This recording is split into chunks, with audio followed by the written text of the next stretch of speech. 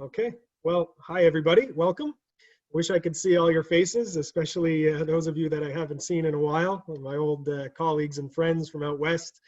It's one of the reasons why I look forward to GreenTech so much every year is to get the chance to see you all in person and catch up. It's a small price to pay, I guess, to keep us all safe this year, and I hope that we can all get together and get this all sorted out by June next year so that we can see each other in Seattle for GreenTech 2021.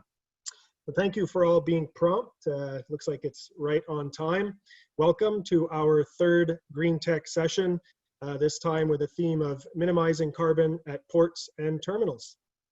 I'm pleased to announce that we have over 320 registrants today for this webinar. That's fantastic. Thank you all for participating. We're grateful that we're still able to put on this form of GreenTech, even though it's virtual. Last minute like this, I think a big shout out is deserved to my colleagues Ariane Charette and Manon Lantier, who run our communications department, for being able to put on a virtual series like this pretty well last minute. And they are working very hard right now behind the scenes as we speak to make sure that everything technically flows smoothly today. This would not have been possible without our speakers, who thankfully, many of which agreed to present last minute in these webinar sessions. So thank you to everybody for keeping this going. And also a huge thank you to our sponsors, and many of which decided to maintain their sponsorship regardless of the conference being canceled. You can imagine how much that means to a small team and organization like ours. It's a wonderful show of support, and we are truly grateful for that. So thank you very much. Thank you particularly to our gold sponsors, FedNav, both the St. Lawrence Seaway Management and Development Corporations, Desgagnés, and Canfornav. So my name's Tom Gregoire. I'm the East Coast and Great Lakes Program Manager with Green Marine. I'm based in Halifax, Nova Scotia, and I'm happy to be moderating today this session on reducing carbon at ports and terminals. Have a few more technicalities to cover before we get into the first presentation. This webinar is being recorded and will be publicly available sometime in the near future. Only the speakers today will have mic privileges, so please ask your questions. Ask a lot of them using the Q&A feature that is down below at the bottom of your screen. There will be 3 20-minute presentations today, each followed by 5 minutes of questions. And I have to ask, this is very important, please, when you ask your questions in the Q&A, begin your questions with the presenter's name. So it's easier for me to figure out which questions are associated with which of the speakers, but also because the presenters will be continuing to monitor and type in their answers to questions as the future presentations are going on, so it'll be easier for them to recognize which questions are addressed at them. And finally, if you have any questions for us at Green Marine, don't hesitate to toss those into the Q&A box as well, and either Manon, Ariane, or myself will address those. So with that, let's begin our first presentation, which is a joint presentation with our 2 speakers, Jonathan Paris, or Jonathan Paris of Termont, and Simon Poulin of Effenco. This one on Termont becoming the world's first fully hybrid terminal. Jonathan is currently the Director of Risk Management and Customer Experience for Termont Montreal, and he holds a Bachelor of Science in Industrial Relations from Laval University. He's been a health, safety, and environment manager for almost 15 years for companies like Cascades, Aveos, Cirque du Soleil, Liberty Dairy Products, and Weston Foods. He joined the Termont team in Montreal in 2017. Simon is one of the founders of Effenco, having joined and organized their Salesforce team in 2011 and continues to do so today. He opened the US market in 2012 and the European market in 2017. He's successfully introduced Effenco's hybrid active stop-start technology in many port and city fleets. This year, ports and terminals are at the center of their market efforts. So, gentlemen, you have 20 minutes. Take it away. Good day, everyone.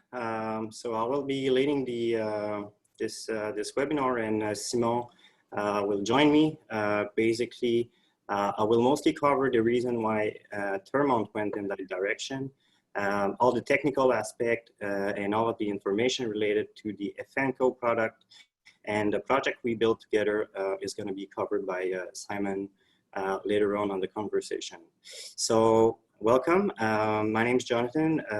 I want to present you the pilot project mostly that we had with Effenco for the last 2 years already. We started a conversation with Effenco in 2017. So from there, we went through many steps, and this is these steps and these efforts that we will discuss today. The pilot project started with 5 connected vehicles. We all targeted these vehicles on Tyco equipments that we have here in one of our terminal, and mostly on Tier 3 diesel engines. We will come back on all of these elements later on the presentation. So just to present you Termont, before we start going further into the presentation. Termont is a Montreal-based company. We have 2 terminals here in Montreal.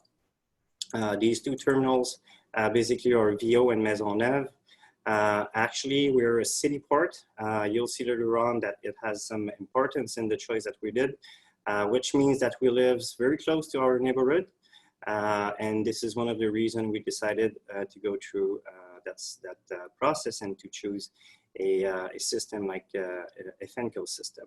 So Termont is a joint venture between TIL, Terminal Investment Limited, Cerise, and Logistic Corporation. Like I said, we're based in Montreal. We had one terminal that was started just in 2016, and we're actually in the construction phase. So if we go to the next slide, we have our total capacity. For those of you who have interest in this, we of course go in TUs, so 20-foot equivalent units. Basically, we have 500,000 TUs in Maisonneuve, and we're actually in the construction phase. Like I said, in VO, this is a project that's going to be over by the end of this year of 2020, and our capacity will go from 350,000 TUs to 600,000 TUs at VO. So that's a major increase for us, and we're quite happy with this increase. And again, we're investing in our fleet, as we see in the next slide again.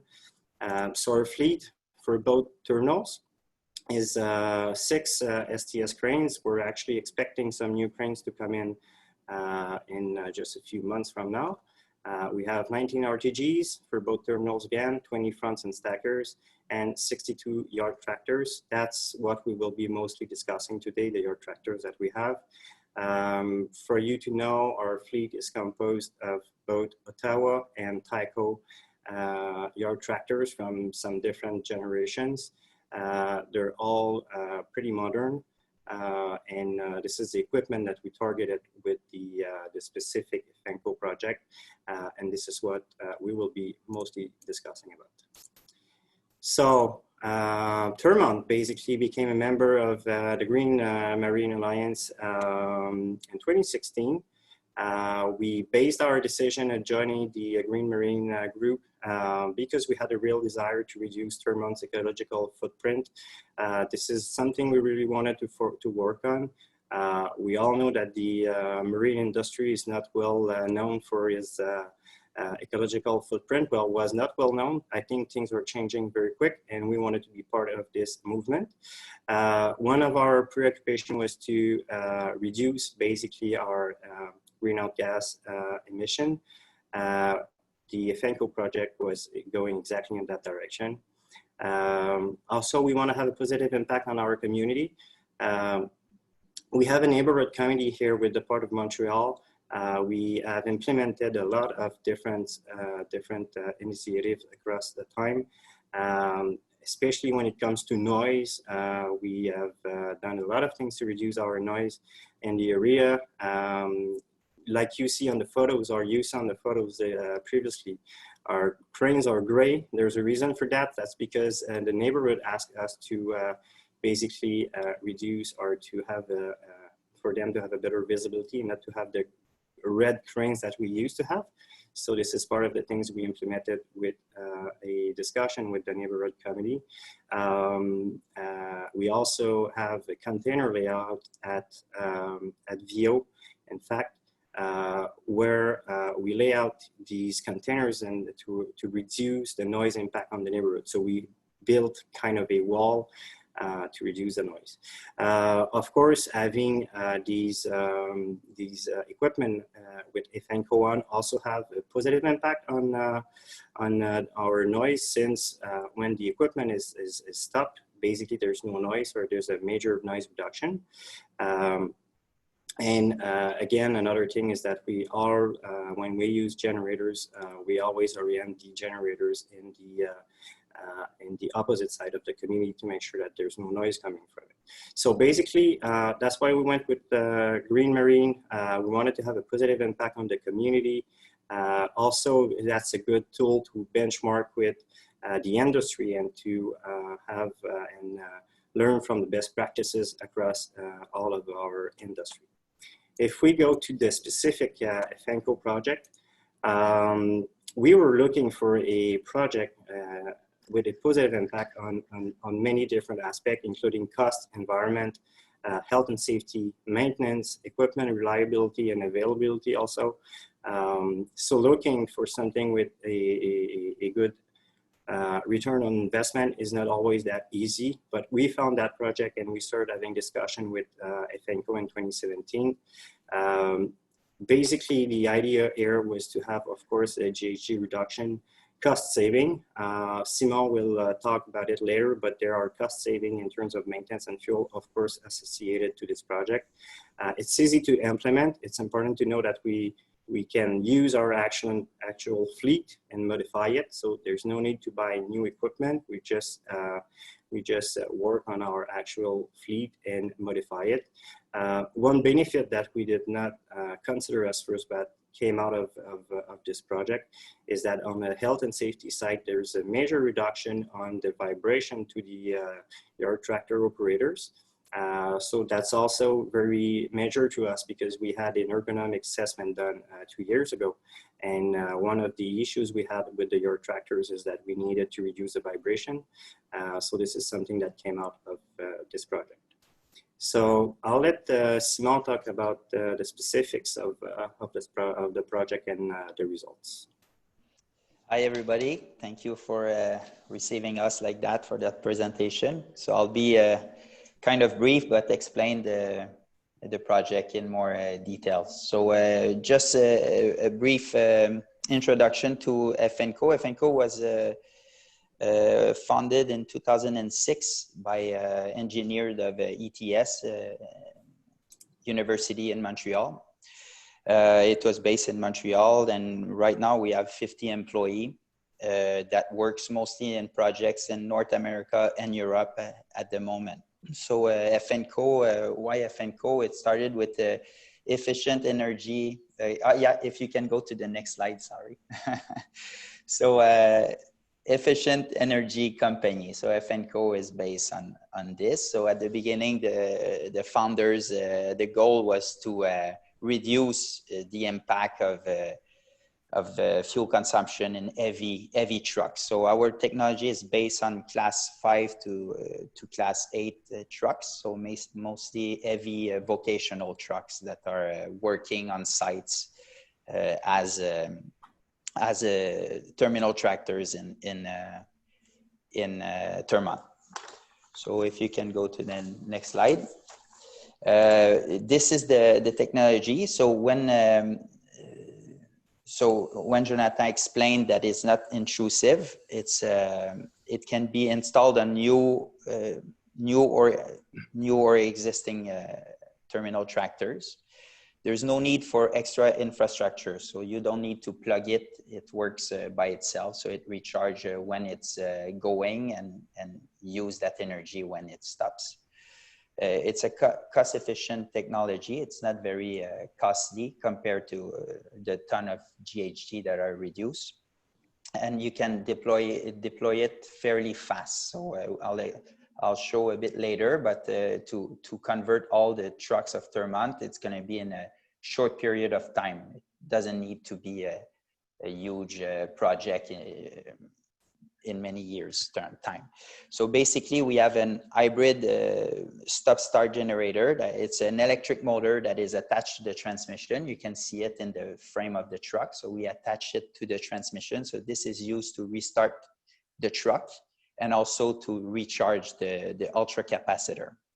And we use an ultra capacitor energy storage.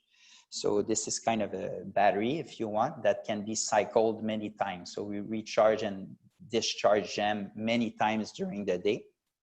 And this type of batteries are not affected by temperature. So if it's minus 40 degrees or plus 30 degrees, the battery has the same energy capacity. So these are the main components of the truck, and it's fairly light. So it's less than 290 kilo, which can be, for a person, it's heavy. For an heavy truck, it's fairly light. So this is so we called it the hybrid stop-start, active stop-start solution. If you can go to the next slide. So as Jonathan addresses, so we started discussing with Termont in actually 2013. So a long time ago, we monitored the truck at the beginning. So before we put some data acquisition system to see if there was first, if our technology could be a good match to the operation of Termont. And after that, to see what can be the potential. So from 2013, we monitored the truck, 2014, 15, and we were able to pull out numbers. And those numbers, after that, we used them to start the pilot project in 2017. The addressable issues, as Jonathan said, social acceptability. Now you see on that picture on the side, you can see on the left side of the picture the houses. So like Jonathan said, it's fairly close to residential areas. Like it can be the case also for Vancouver ports, and all the city ports have those issues. So excess of GHG, I mean, a port emit GHG, either with his own tractors or the boats that are coming in. So this is an issue that had to be addressed, as Termont told us. Health and safety for the workers on site and also for the residential area around. Maintenance costs also can be something. Those tractors, as I'll show you with numbers, but as Jonathan could say, sometimes they can work 24/7. So they use a lot of hours, and they're really something that is not just parked in the corner and used once a year. So it's used nonstop, with a lot of hours, engine hours. So maintenance costs can be high on that equipment. And of course, related to GHG reduction, fuel costs as a link. So on that map, you can see that the red dot are the high density of GHG, but also NOx and PM.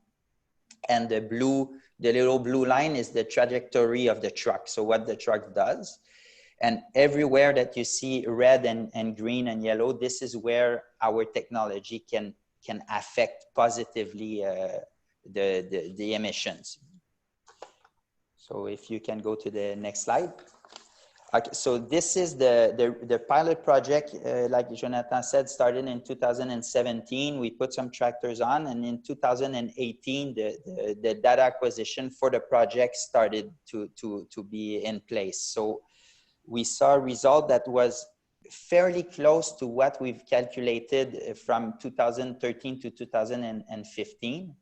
So we were able to reduce by 46% the engine time. So 46% of the day we were able to shut down the engine. That resulted in 26% of fuel, 26% of GHG. But what we saw is that on those tractors that are tier 3 tractors, there's more NOx and PM that are emitted at idle. So when the truck is stopped, it burned the fuel in a less efficient way. So there's more emission of particulate matters and NOx. So we were able to reduce a lot those NOx and PM. And it's important to say that GHG, it's to save the planet, but to save a human being, what gives cancer, it's NOx and PM. So when you reduce the NOx and the PM, it's the safety of your workers around and the people, the surrounding area people. So it had a great impact on that. So if you, in ton, GHG ton, it was about 12 ton per truck. So these numbers you see are based on 5 units. So if you divide it by 5, it's per unit tractor. So this was for the year 2018, what we've seen as a result. But after that, if you can go to the next slide, we've continued the project while discussing with Termont for fleet application. And the year 2019 and 2020, prior to sign the new agreement for the complete fleet, we surpassed those numbers. It can be explained by more, like, as we saw, the truck were more used. So there was more traffic, more containers to move. So by that, we saw that there was an increase in fuel a reduction, NOx, PM, and everything. And this is mainly due to more hours per truck that they were used. So we had a lot of, so it surpassed the result that we had. These are also numbers that are based on five units. If you can go to the next slide. So with 62 trucks, we forward the result that we had in 2019 and 2020. And as you see, it's a massive, it's a big impact. It's an impact that can be seen, not just, it's not just dust, but it's really something that will have a great impact. We're talking about 400,000 liters a year that could be saved if the truck continue to operate the same way as 2019 and 2020, and the mini engine hours reduction, so less noise. So as you can see, it's 150,000 hours that the engine won't work, that usually it would be on. So it's a lot of hours with less noise, and a ton of GHG reduction. So these are annualized numbers based on 62 trucks and 300 working days, as you see. So what's important also to say, we said that it's retrofittable on existing truck, but also we're going to be able to deploy and to install for those 62 trucks in less than 6 months. So in 6 months time, so in October, all the fleet will be converted. So it can be, so it gives an idea of like, it's a project that can be fast tracks and applied in a short period of time. This is about the project. And after that, if you go to the next slide, our technology, we can apply our technology in different sectors in the ports. So at the moment, we're looking at with Termont, there's some stackers like you saw, like you see on the screen. Those stackers can idle for 90% sometimes of the day because they're waiting for the container to come, and they put it on the rail, or the train, or another truck. So these could be a next project that we can work with Termont. And also, I'll just say it fast because Jonathan has a slide on that after, but drayage trucks that are mostly us, we would have an impact on the port itself when those trucks are waiting in line to go pick up their load. So these trucks can idle for a long time. It's bigger engine. When you saw at the beginning, a shunter truck has a 6.7 liters engine, fairly small engine, but those trucks sometimes can be 15 liters. So even at idle, it consumes a lot of liters of fuel. So our technology can have a positive impact on those trucks at the port site, but also when they wait in surrounding areas to go take their slot in time at the port. So for surrounding areas, it can work. So this will have to be worked with partners of Termont. We're in discussion with a company called D Square that is fairly interesting in that project. So that's it. I have finished my part of presentation. Thank you very much. Thank you, Simon. So just to finish it quick with the next slide, you saw the numbers. So it was pretty clear to us that we had to go from these 5 yard tractors to the complete fleet with the results we had. So by October, like Simon said, we will have the complete fleet, so 62 yard tractors completed. And we're more than happy that we're going in that direction. In the future, just like Simon said, actually there are companies asking us if there would be any other benefits from going to green technology. So we're actually looking for a potential fast lane for green vehicles in the future. That would certainly help accelerate the implementation of green technologies for not only in our terminals, but also for all the fleet operators in the transportation industry. So extending the stop-start system might be a possibility also. Like Simon said, we have all the front-end stackers that are still a potential, depending on the data we get from for these vehicles. And of course, for all new equipments that we're actually buying or acquiring, we try to go to some equipment that are as green as possible. So this is it for me.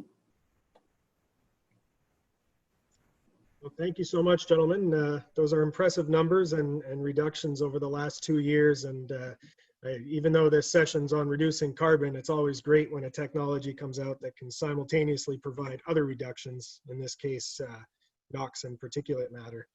So just looking at the Q&A box, we do have one question from Manon d'Auteuil to Simon. Can you tell us what's going on when you are in wintertime? Do you keep the system to keep the cabin warm? Okay, so I can answer live if it's okay, and after I can rewrite. So we have two at Termont. There's we add either a Webasto for extreme cold, but also we add a little recirculating pump that we take the fluids of the engine. Since the engine is still warm, we recirculate the glycol, if you want, to make it with the fan, so there's still hot heat in the cabin. We also have we are also implementing air conditioning for the truck. So there's electric air conditioning that will be added to all the Termont truck, even the older generation. So yes, we have heat and cold for the summer. Merci, Simon. It's a good question, Giselle. So we're working with EPA and CARB. So at the moment, we have one big project in LA with YTI and APM, and we're working on CARB certification for those projects. But since it's off-road trucks, sometimes they don't have to follow it. There's EPA, but tier 3 and tier 4. So when we're doing tier 3 and tier 4 engine certification are not the same, but still we're applying with CARB, and we're going forward with CARB.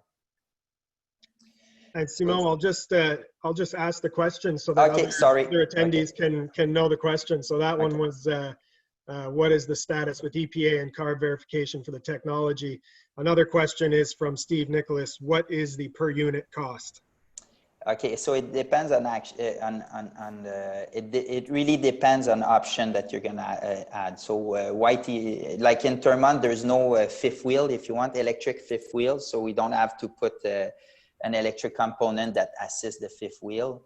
And sometimes there's in YTI we have to assist it. So, and if you want the air conditioning or not, but it can range between 30,000 to 50,000, sometimes a bit less. Thanks. And with the start-stop technology, there are concerns potentially about the impacts to starters and batteries causing increased maintenance costs. Have you been able to determine yet if these could occur? Yeah, it's very simple. We're not a start-stop technology that use the starter. Actually, we can remove the starter. Our technology, it's really an electric motor that is attached to the transmission that restart the truck physically. So there's no, the starter, we don't use it ever. And the batteries are our ultra capacitor. So it's not a stop-start like we see that shuts down the engine. And I can add also something, when we shut down the engine, we keep the transmission pressurized. So we keep the pressure in the Allison transmission, so it doesn't go back to neutral. It stays in the gear that it was at, so we can start very quickly the truck. And we also have an option for winter time when it's very cold. We can have a cold start button that since the ultra capacitor keeps their power, you're able to not plug your truck and just cold start it if you want with our system. So our electric motor that will restart the truck. So you don't need to plug it in the winter.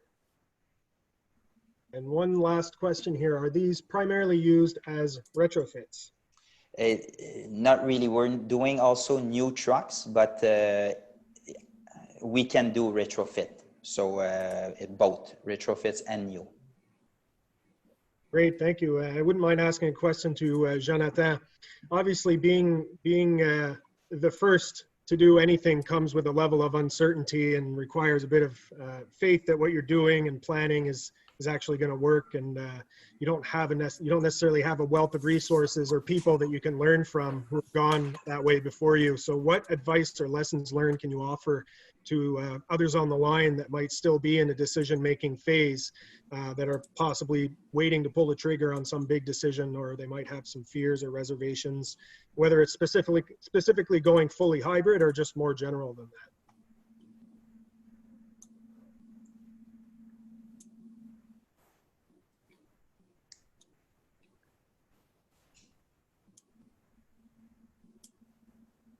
I think we lost Jonathan. He seems like it looks like his image is froze.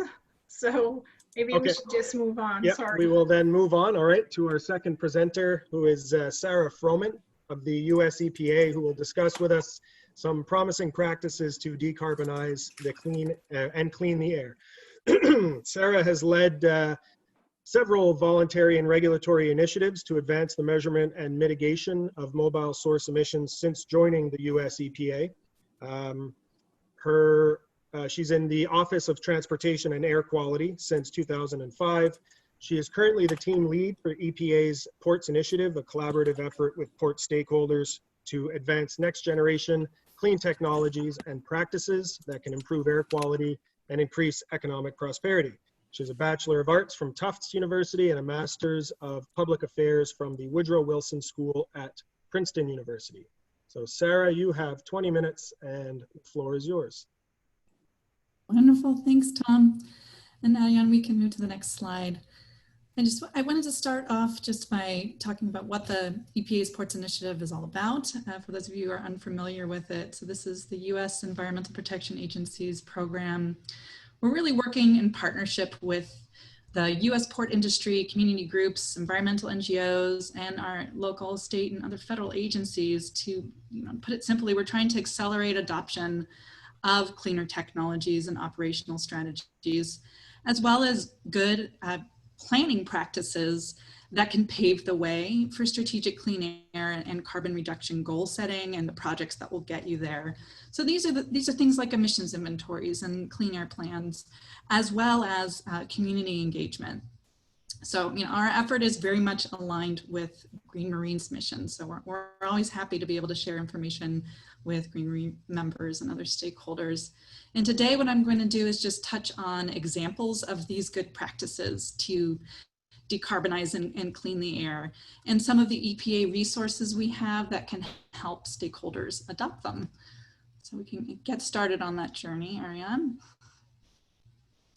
So a really important component of EPA's Ports Initiative our technical resources to help port authorities and other entities operating at ports really just assess their emission sources and identify good clean air investments. So this is the, the idea, assessing emission sources is the old adage, you can't manage what you don't measure.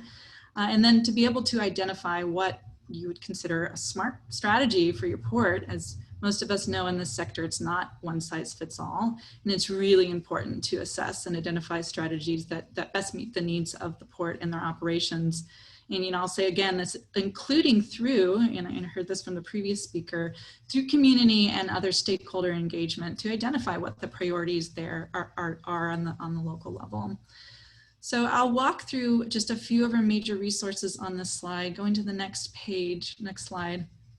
Our National Port Strategy Assessment, it looked at the potential effectiveness of a really wide range of emissions reduction strategies that are available today to address emissions at ports across all of the sectors operating at ports. And it looked at strategies like zero emissions technologies, shore power, replacing older diesel fleets, and operational improvements like reducing idling, like the previous speaker mentioned, and switching to cleaner fuels. So this next slide, it just shows as part of this assessment, what we did was examine current and future emissions from the variety of diesel emission sources that are operating at the 19 ports across the US we had information about. And we found for CO2, unlike trajectories of NOx and PM pollution, which are projected to decline over time as the fleet is replaced with cleaner technologies that meet EPA's more stringent emission standards. On the CO2 front, emissions are expected to grow across the board, primarily due to increased activity. So there's obviously a few caveats here because this analysis took place before the pandemic, and obviously it has had a real dampening effect on trade and volumes of cargo flowing through ports. And a couple of other things that happened since the analysis. This analysis doesn't actually show some of EPA's heavy-duty greenhouse gas standards, which would make the bar charts look a little bit shorter in the future years for the dray trucks, as well as the Energy Efficiency Design Index for OGVs. But the trend still is growth over time of CO2 emissions. And so what we did with, next slide, what we did was examine the effectiveness of emissions reduction strategies for all these mobile source sectors.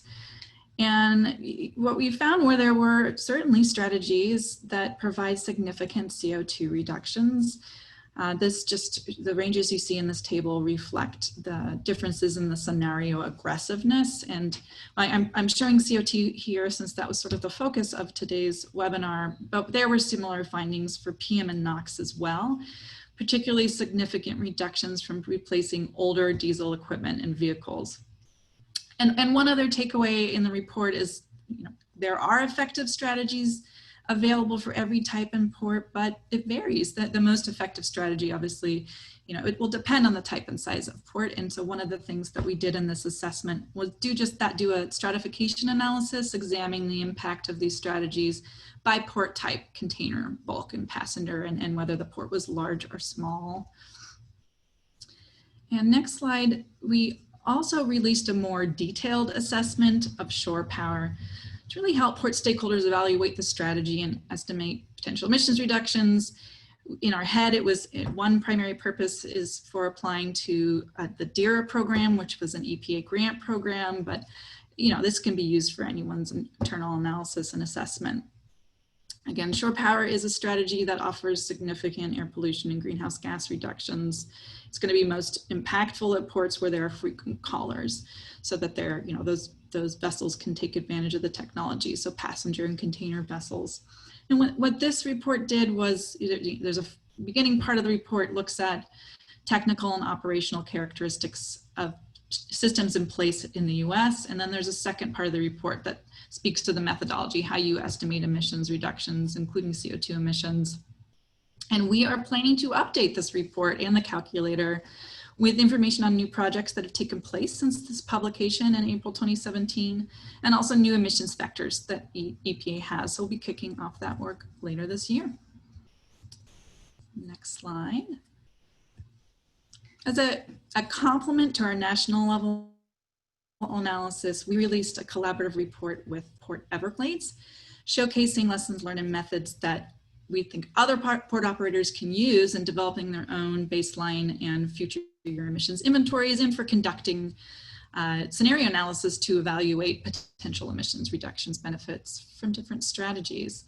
So in this next slide, just some of those methods and lessons learned are insights into efforts required for data collection for these inventories, including methods for analyzing AIS. And the next slide is just an example of one emissions reduction strategy that was selected for analysis and consultation between EPA and Port Everglades. This is vessel speed reduction. For those who aren't familiar with this strategy, it can be an effective way to reduce fuel consumption and emissions. It lowers the demand on the main engines. And we weren't looking at cost benefit or implementation details. We were just looking at the emissions benefit if such a program were to be implemented at Port Everglades. And that's what this shows here. And there's several strategies like this that we examined. One finding, at least in the Port Everglades context, is that the vessels most impacted by this strategies would be the cruise vessels visiting that port. So the next slide is really, it's describing another resource that we released just back in February, updated methods to prepare emissions inventories. So this report covers methods for quantifying both criteria and greenhouse gas emissions for cargo handling equipment, trucks, rail, vessels. So by its nature, it is absolutely a resource for seaports and Great Lake ports and river ports, but also other freight facilities. So the draft materials are out there. We encourage folks to use them today. We had requested comments on this draft at the end of March, and the team is working now to make some updates, and we anticipate finalizing the documents later this year. Next slide.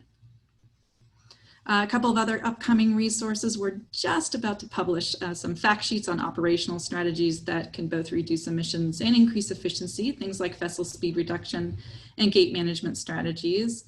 And we're also working on an assessment of fuel cell applications at ports. So next slide. So I've gone over kind of some high-level overarching resources, but I wanted to give you really in-depth resources. I wanted to give you a sense of some of the other more briefer summaries we have on our website about strategies, both to measure and mitigate emissions at ports. This first example is a project that the LA Harbor Department undertook with the help of some funding from EPA, a DERA grant, and they purchased an electric crane that was that port complex's first electric mobile ship loading crane for non-container cargo. And so there's one of many efforts at the port to achieve their zero emissions reduction goal. Really significant reductions. I'm always impressed by this factoid that, just this one crane that they replaced, they're so big. They got a lot of emissions. It will be equivalent to taking 3,400 trucks off the road for a year. So it was a really big impact. Next slide is an example of a truck appointment system. This one at the GCT Bayonne Terminal. For those of you who aren't familiar with this terminal, it's at the Port of New York and New Jersey. And it's a big one. It handles about 25% of the cargo volume at that port. And what they were trying to deal with was a situation of unpredictable drayage truck arrivals that were causing congestion both around the terminal, but then sometimes backing into the neighboring, the surrounding community. And the idling, was causing greenhouse gas emissions and air emissions. So, and this is an example of a strategy, this truck appointment system, that's that win-win-win we all talk about, good for the environment, good for the terminals, the truckers, the community, and also for the financial bottom line. So lots of fuel savings, CO2 savings, as well as, they're really happy to see some reduced truck turn times. They estimate the program reduced truck turn times by 40%. And one of the lessons learned we flag about this strategy is at least in this case, GCT Bayonne Terminal, they found it really helpful to phase in this approach over time. So they just started with a having this truck appointment system for a few hours and gradually expanded throughout the day, allowing for their truck stakeholders to give them input and to refine the system over the course of the year. So in the next example, I think this is the last example, it's not just one project, but a collection of projects at the Port of Savannah, the Georgia Port Authority's Port of Savannah, again, leading to lower emissions, improved efficiency, cost savings, including a dray truck replacement program with EPA's DEER funds. I think they've already replaced over 30 trucks and they're planning to do 100 more. A lot of upgrading to their cranes, moving more to electric and propane for their cargo handling equipment. And then one project was more on the transportation planning side, this Mason Mega Rail project, where they are increasing capacity for a lot of reasons, but one that we are excited about is, instead of that you'll be able to use rail instead of, in most cases, the less efficient and higher pollution dray trucks. But they're designing the rail tracks and the operations in a way that can minimize impacts on the local community, including moving a switcher operations out of the community onto port property, away from residents. So this next slide is just showing we have a lot of examples on our website, and we're also working on a more in-depth case study of LA and Long Beach's Clean Air Action Plan, which we hope to release later this summer. And we're also, next slide, really excited about another thing that's in the works, which is just an update to our best practices area on the website, just trying to enhance and curate a lot of the existing information we have on best practices. And so we're going to have a section on port-wide management and also for each of the mobile source sectors operating at port, and we'll just be curating and collating information on technical resources and tips on performance targets and data collection, as well as some of these really great real-world examples. And next slide, as part of this best practices web area update, we're planning to create an interactive map highlighting port-wide clean air practices at some of the major ports in the US. We're starting small, but may expand over time. We're gonna focus initially on the same set of ports that are in the US Bureau of Transportation Statistics port performance profiles, which are the top 25 container tonnage and dry bulk ports in the US. And the key practices we'll be focusing on are the ones I've discussed previously in this presentation, and also show up in the project sustainability criteria of our DEER RFA, which are emissions inventories and having emissions reduction targets, contacts for the community process for community input, and we'll be linking to publicly available information. So with that, I think this is my almost closing slide. I guess one of the best practices we can all do is just to keep up to speed on the news. The state of the art is evolving in our field, and what we are trying to do at EPA is continue to add more information and resources to our website so that we can help inform this field. We have a regular newsletter I'd encourage you to sign up for. It's on the home, you can sign up on the homepage of our website, and I'll just, again, keep you up to date on our work, news in the field, upcoming events like this one. Our 10 regional offices across the country, they also are hosting webinars and meetings, virtual at this point, for stakeholders to have these exchanges. So keep your eyes and ears open for those. And I am always happy to put you in touch with other experts, both in our headquarters office, but across the 10 regions. So with that, I think. Thank you, Sarah. Thanks very much. I'll say I've been really impressed by the EPA over the last several years that I've been with Green Marine, and following your organization's work a little bit more closely, from your primers for communities, which has been really helpful in my own work, to the various other resources that you have under your ports initiative. I'm really looking forward to that interactive map. So some questions for you from the virtual floor. What US port infrastructure plans support future zero carbon emissions fuels for shipping industry transition to no or low carbon fuels? US port. Well, yeah, the infrastructure plans are throwing me. Obviously, there's a movement towards much lower sulfur fuel. These zero emissions fuels, and I'm assuming this is mostly for the ocean-going vessels, but I'll speak more broadly. I think what we're seeing and what we try to partner with our port stakeholders about is that each port is trying to figure out what makes the most sense for their conditions. Obviously, shore power is something that a lot of, there's several US ports, California ports and others are implementing to try and move to electric once the vessels are coming into shore. There's a lot of talk about LNG, within the vessel sector. And I think we often, in the US, we think of some of the infrastructure investments that are going into more on the land side, trying to enable some of these strategies, whether it's operational strategies that make it possible to, electrify or just make the operations more efficient. Great, thank you. How is the EPA coordinating shore power initiatives with the shipping community? So the role we're playing now, we're just trying to share information. One of the goals of this, developing the shore power assessment we released back in 2017, is just to give people a sense of what the characteristics are, some of the how-tos of exploring this technology. And again, we're trying to update that resource so it can be the best information out there on again, the characteristics that are in place now in the US that folks can learn from. Super. From Denis Bernier, one of our Green Marine verifiers, what is your provision about the number of vessels with shore power capacity in 2030, and what kind of vessels, cargo, cruise, etc., will lead the way? You're asking me to look in my crystal ball.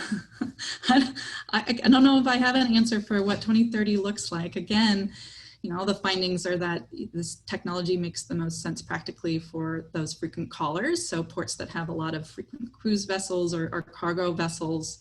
Again, California has some mandates in place that may be accelerating shore power on that part of the country. But yeah, your guess is as good as mine. It seems to be taking off more and more. How do you deal with the high shore power installation costs? Yeah, it can be costly. Shore power is both eligible for DERA and other funding streams. I know one of the things we are tracking is to the extent that some of our state beneficiaries of the VW settlement might be funding these programs. This is an eligible project. For those who don't know, it's a big pot of funds that states will be receiving to try to reduce NOx emissions. Lots of eligible projects that states can invest in. It's up to them and their stakeholders, but that's one technology that's eligible. Great, and one last one here in the box. Has the EPA looked at the VOC emissions associated with fueling activities in both attainment and non-attainment areas? That's a good question. I know I'm not an expert in this, but I do know that that's something that my Office of Transportation and Air Quality, we have models and tools to estimate these emissions from fueling activities. So it's definitely something we have tools and analysis for. There we go. Sorry about that. All right, great. Thank you, Sarah. Thank you very much. If there's more questions, people can just put them up and you can answer them in the box.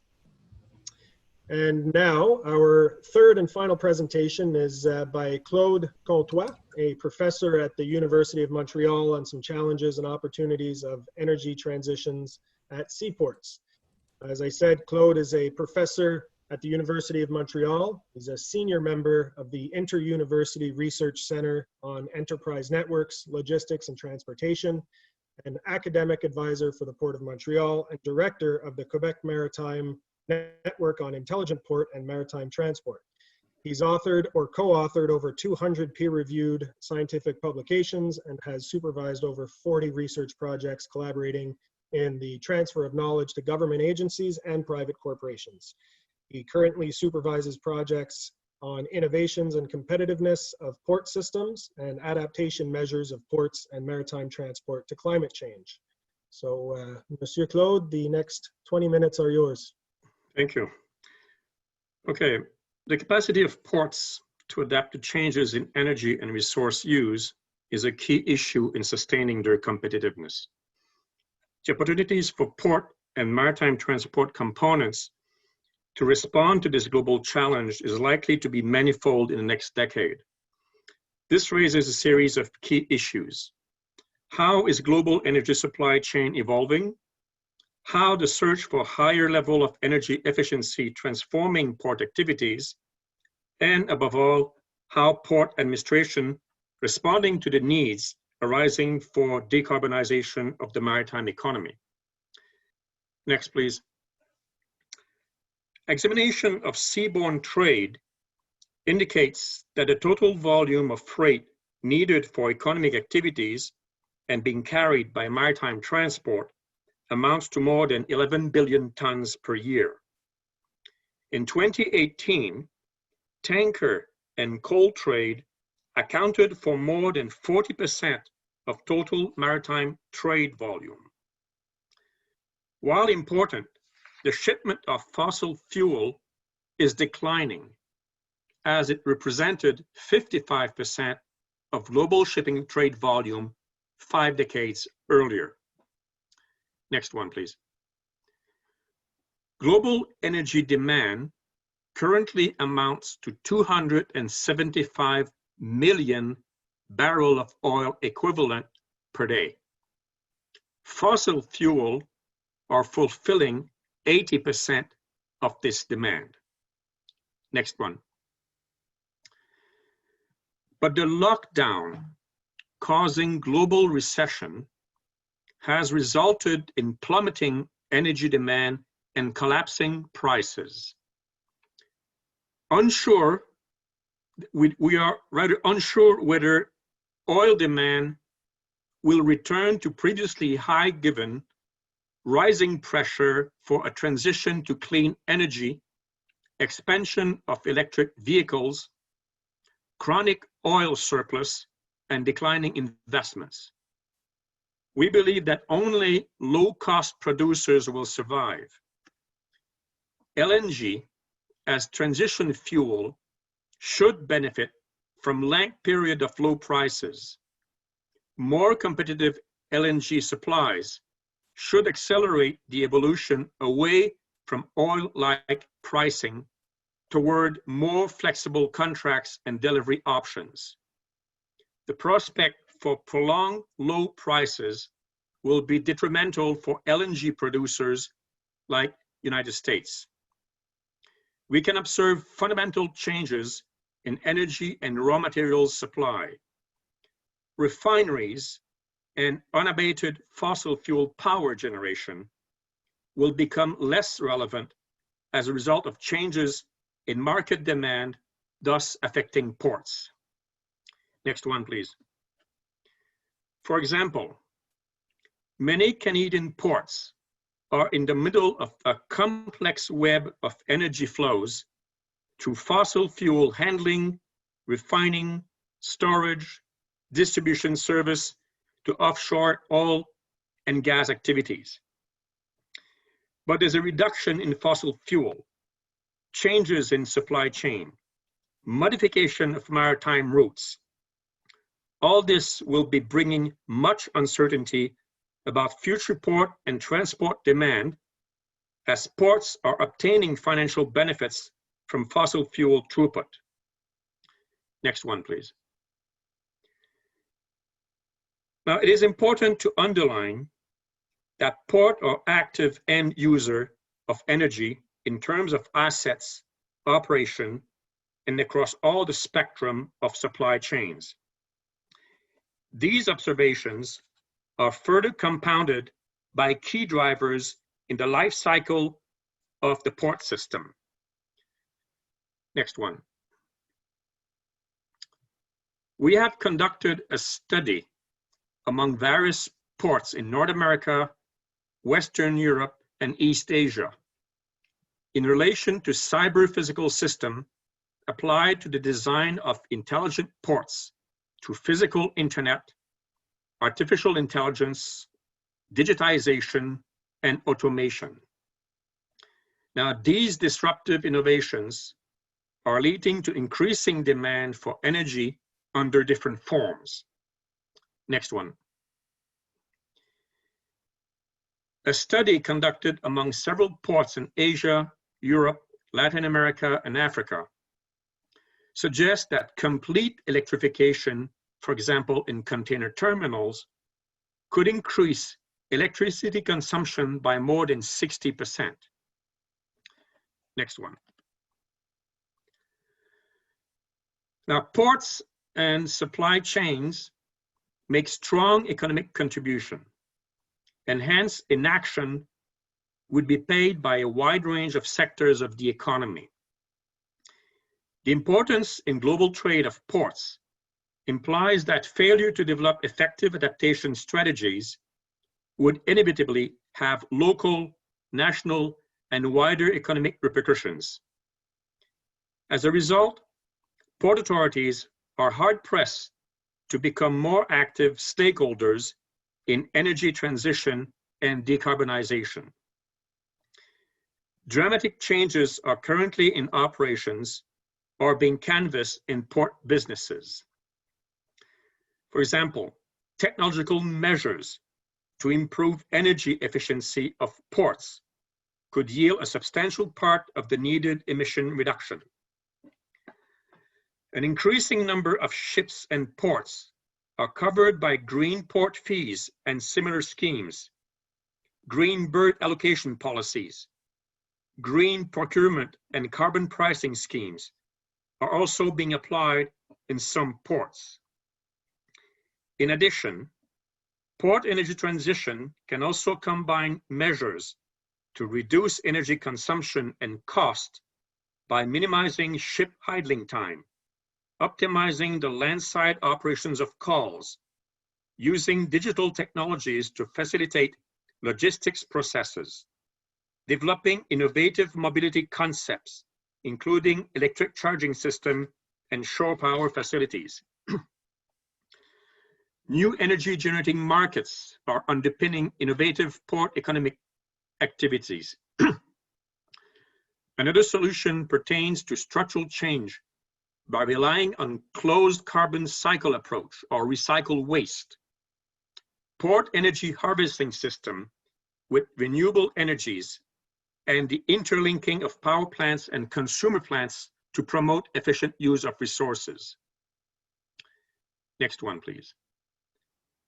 We have made a preliminary identification of use of renewable energy in selected ports around the world.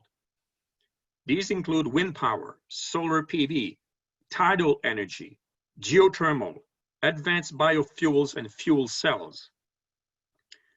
Part of the decarbonization pathway consists in alternative fuels and energy removing exposure to fuel price fluctuations. Next one. Alternative sources of energy have increased and are faring better than fossil fuels.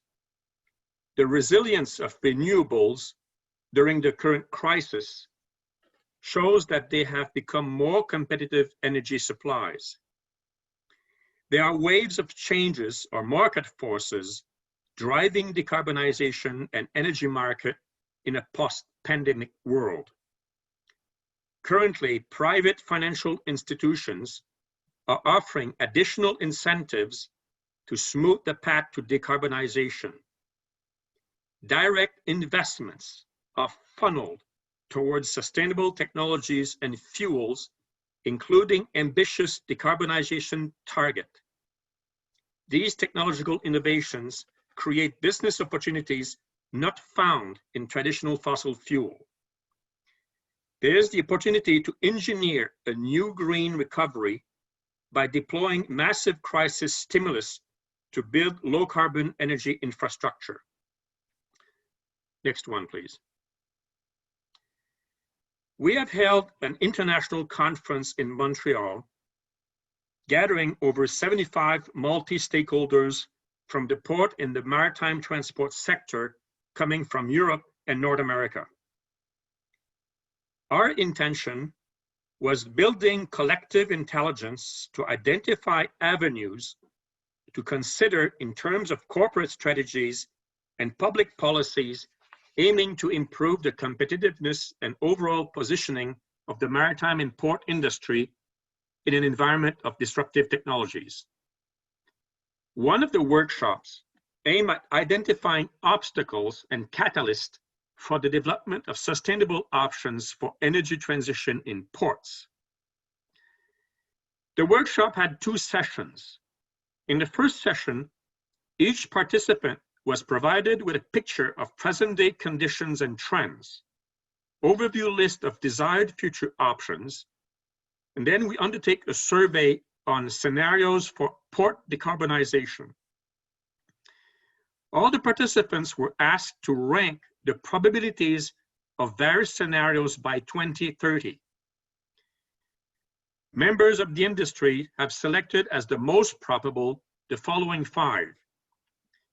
By 2030, emissions covered by carbon pricing initiative will be fixed at more than $100 US per ton of CO2, as compared to $40 in 2019. Energy prices will explode in response to high demand. We fix global energy will be priced at $1 per kilowatt. Local supply chain sourcing, reshoring, and 3D printing will supplant global procurement and production process when addressing high energy price. Ports agreed to respect the Paris Agreement goals to limit temperature increase below 2 degrees Celsius by cutting greenhouse gas emission by 40% compared to the 1990 levels. And finally, carbon neutral fuel accounts for 50% of marine shipping industry energy mix. Next one, please. In a subsequent phase, participants were asked to identify the process for low carbon maritime and port economy to achieve the desired future options. In other words, once they have agreed on selecting the probable scenarios, then they were asked to say, okay, how do you achieve this? So 10 strategies were proposed. Building a new database on port vulnerability, for example. Developing future scenario culture. Integrating digital technologies to achieve high energy efficiency. Increasing the promotion of short sea shipping. Prioritizing innovative materials, designing technologies to increase port energy efficiency. Next one. 5 other strategies were proposed, incorporating port into carbon emission trading schemes, reducing port handling of carbon-rich commodities, for example, coal and oil, by more than 50%, developing private partnership for investment in dedicated terminals for import and export of carbon-neutral fuels, implementing energy recovery in local port industries to increase energy self-sufficiency, and incorporating carbon capture and storage potentials in port planning. Now, each of the 75 participants was provided with an evaluation form for each of the 10 measures.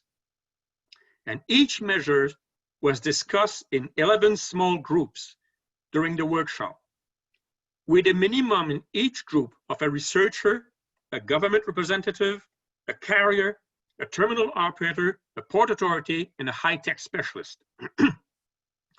For each measure, all groups had to indicate their opinion in relation to the defined criteria, as well as provide comments. The criteria used for evaluation were as follows. Analyze their feasibility from a stakeholder's perspective. How big of an impact do you think this measure might have in terms of promoting port decarbonization? Would this measure gain industry acceptance? How difficult do you think it would be to implement this measure? In other words, would it be possible to obtain a realistic assessment of its potential for real-world application? And overall, how interesting is it to analyze this measure further? Now the result, next one please. The result led to the selection of 3 actions to be prioritized for energy transition for ports from the 10 identified in the previously mentioned review. Integrating digital technologies to achieve high energy efficiency within port supply chain was considered number 1. Prioritizing innovative materials, design and technologies to increase port energy efficiency was considered number 2. And interestingly, number 3 was for corporate strategy to develop future scenarios culture related to climate change to capture innovation opportunities and adaptation processes. Next one, please. Now, given the multifaceted energy components, it is important to recognize that port areas are at the forefront of the energy transition process. The importance of innovative technical, operational, and alternative fuel measures is well underlined. Above all, of energy business analytics. Last point is that most government will emerge financially constrained from the current crisis. Besides, similar to the actions on projected impacts of climate change, there is a profound lack of international leadership. The prospect of a US-China collaboration for low carbon economy, which would be critical to success, has literally evaporated in a toxic diplomatic environment. Europe is making substantial advances with the European Green Deal and a roadmap for decarbonizing the energy sector. But this would require many years to deploy this ambitious program. In imagining post-pandemic organization of the future, do we really go back to business as usual and relinquish the gains made? I believe that ports are key players in global energy flows. The global response is currently chaotic, uncoordinated, and competitive. In view of this, one may question how and to what extent can low carbon economy be achieved. I think that the answer will come through the emerging reality of port authorities and industry stakeholders gearing up in implementing the blueprint on energy transition. Thank you. Merci beaucoup, Claude. Thank you. Very insightful. Clearly, international seaborne trade is increasing, the human population is increasing, the global energy demands and power consumption are all also increasing, and we as an industry and individuals have a big responsibility. Some questions for you. Do you have any idea if ammonia, NH3, will be a viable source of ship bunkering? Yes, it will be. It's among the several elements. Ammonia, fuel cells, all this are currently being operation. What we're noticing now is that some of those alternative sources of energy, they have some sort of marginal cost. In other words, it's not related like fuel oil, where if you have more input, it's going to cost you more. Some of those alternative energy sources are actually very good. And I think that there's some future for ammonia, yes. Thank you. Another question from David Bolduc. Do you think that the COVID pandemic and consequent economic crisis will have a fundamental impact on the different port decarbonization scenarios and strategies that you just presented? I think that what's going to happen is that currently you have a surplus of fossil fuel. You have even tankers that are floating over the sea, right, to see how they're going to spend it. Government will be very hard pressed in order to start again the economy. And I think there's a superb window of opportunity to continue to invest in green alternatives. I think this is the best way forward. can you please expand on the reduction of port handling of carbon-rich commodities? Does that imply ports will decline moving coal? Not only coal, but will also be fossil fuel. Already, I mean, the presentation here is too short, but we have analyzed some ports, for example, like Rotterdam, Antwerp, who have made a corporate decision not to handle coal. And they are, as Rotterdam is a major energy hub, they have decided to embark on various other types of energy in order to compensate the non-use of coal-rich carbon trade. So yes, this is actually going on. You have to understand that many of ports around the world handling fossil fuel is a very high revenue generating issue. But already ports around the world and port corporations are analyzing what will happen if you decline the use of fossil fuel trade. And they're already embarking in some plans in order to shift that trade to something else. Thanks. Now, you've raised a series of important key issues here: how the global energy supply chain is evolving, how the search for higher energy efficiency is transforming shipping-related activities, particularly at ports and terminals, and above all, how ports are responding to the rising need to decarbonize the maritime economy in light of the increasing energy demands, power consumptions, and all the rest. So in your honest opinion, how are we doing? Is the maritime industry doing enough with all of the plans, the goals, the actions that are being done and set out? What is our trajectory? I think the trajectory is on a very good path. I'm very confident and very positive. The main issue is that there's not enough publicity. Not enough people are aware of what you're doing. And you have to consider that more than 80% of world trade is on water.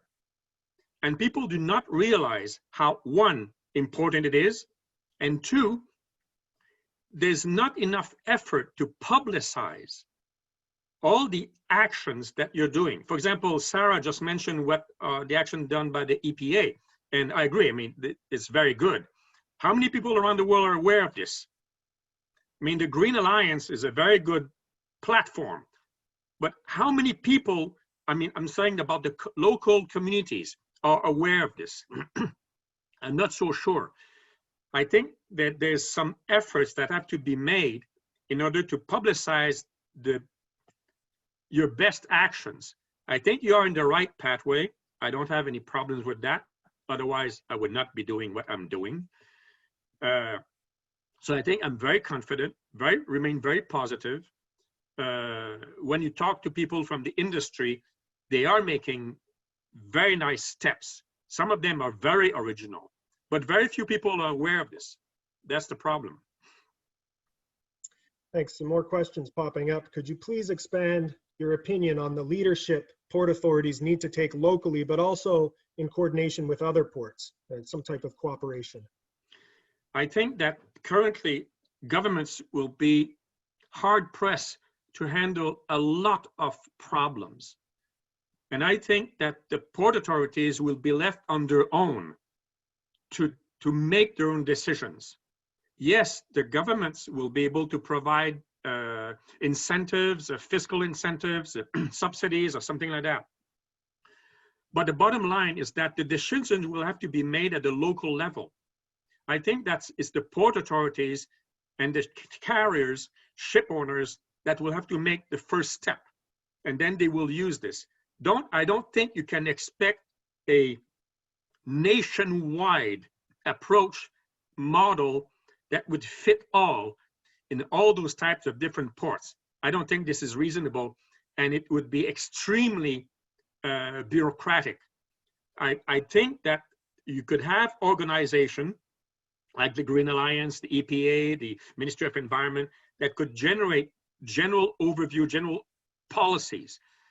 But when it comes to the empirical application, it will rely on local authorities. And I think this is where it has to be done.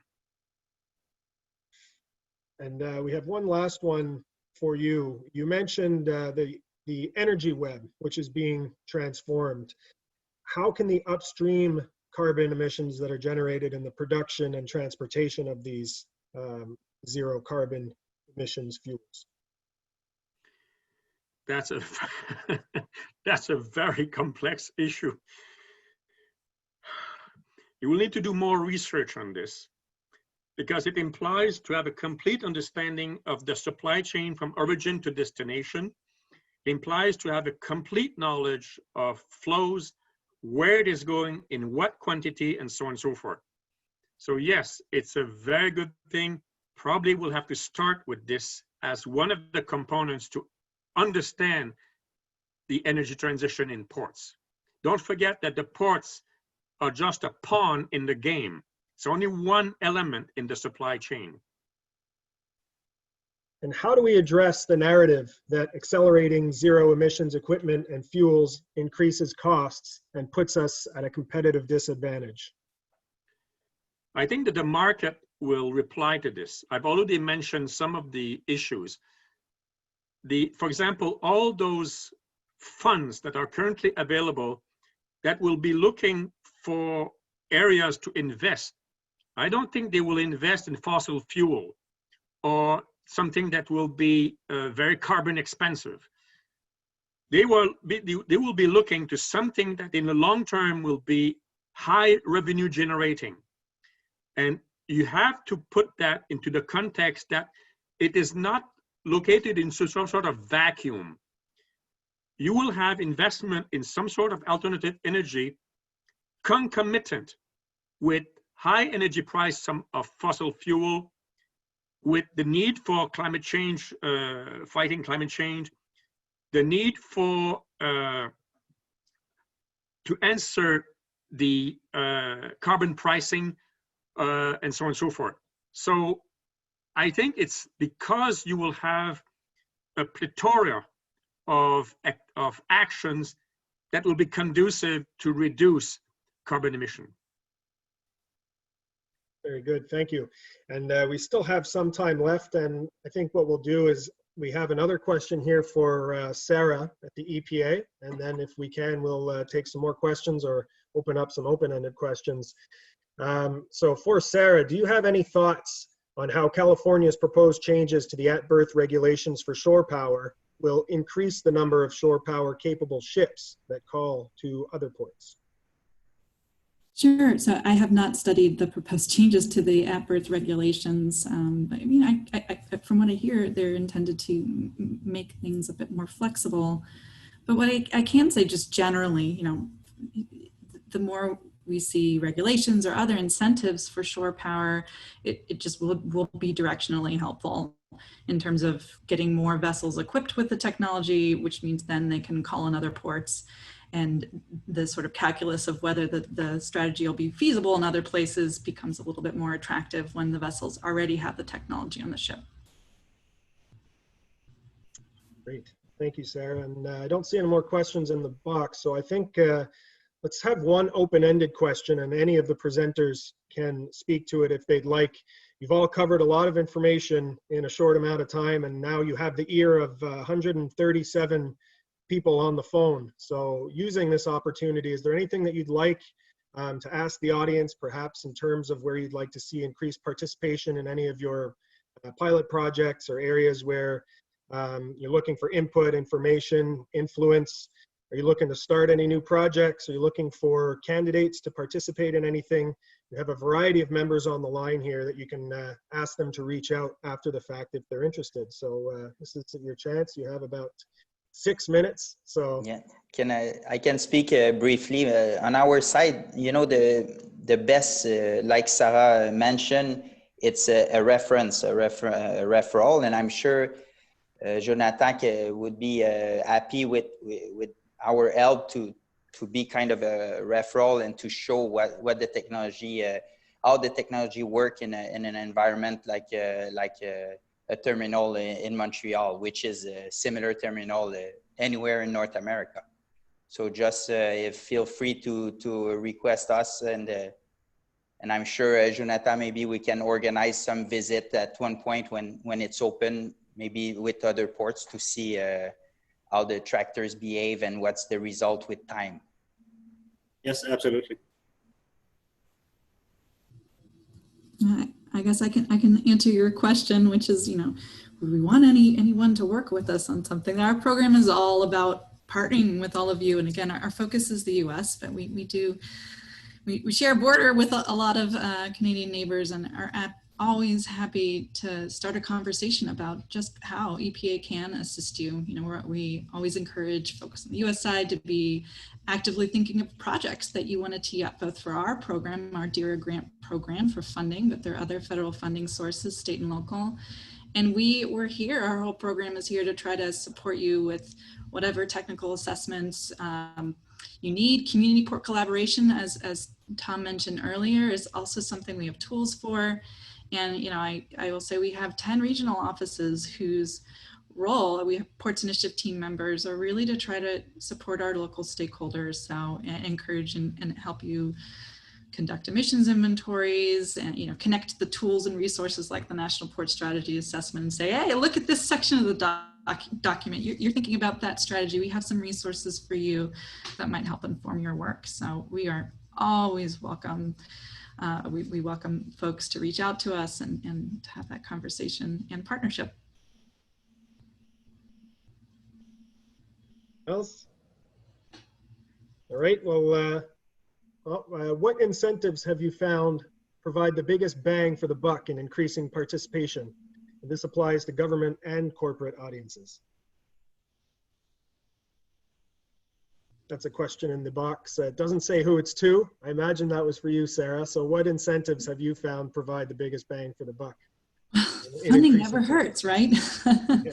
But I mean, one of the reasons that we started this program is the sort of, to be blunt, the profound pain a lot of communities feel, you know, the health impacts that are exacerbated by some of the activities at ports. And I think that has raised awareness for a lot of our port partners about making sure you're engaging the community and thinking about how to reduce emissions in any kind of project you're investing in, whether it's, you know, new equipment or infrastructure. So that's an incentive to make sure that, you know, there's good relationships and partnership with the community to focus on this work. And it probably doesn't hurt to have forums like these where, you know, ports don't always compete the way they say, but just to sort of raise the level of practice in the industry. I think that's less of an incentive and more just a way to encourage each other and champion, you know, going the next step and taking on newer technologies and strategies they may not have considered otherwise. Super, thank you. Well, thank you to everyone involved, starting with Manon and Ariane for managing everything behind the scenes and keeping us all on time. Thank you to our speakers for delivering such interesting presentations and engaging us all with the food for thought that you've provided. Thank you for your contribution. Thanks to all of you, the attendees, for participating this afternoon. We have 123 on the line right now. It's incredible. And finally, again, let me reiterate how thankful we are to our sponsors for supporting us and maintaining the GreenTech sponsorships, regardless of the conference being canceled. It made a huge difference to us during these COVID times, and the support is very much appreciated and felt throughout our entire team. A special thank you to our gold sponsors, FedNav, both the St. Lawrence Seaway Management and Development Corporation, Desgagnés, and Can4Nav. And with that, thank you for being with us. We'll close it down and see you again in September for 3 more sessions. I just got word that the first session has already been confirmed. First up, on September 8th, we're going to have a session on ports environmental initiatives with Manon Dauteuil of Port of Sept-Îles on the Bay of Sept-Îles Ecosystem Observatory, followed by Andrew McKay of EnviroChem, giving a talk called Mission Impossible, Capital Dredging and Habitat Restoration at Pacific Coast Terminals. And finally, we're going to have a joint presentation by Mike Pucci of DP World Prince Rupert and Jason Schur of Prince Rupert Port Authority on innovative industry and Port Authority collaborations. So you won't want to miss those. They'll be posted on the website soon. Be sure to register so you can get your Zoom links. Have a great afternoon. Keep up the carbon reductions. Thank you, everybody, for participating. See you in September.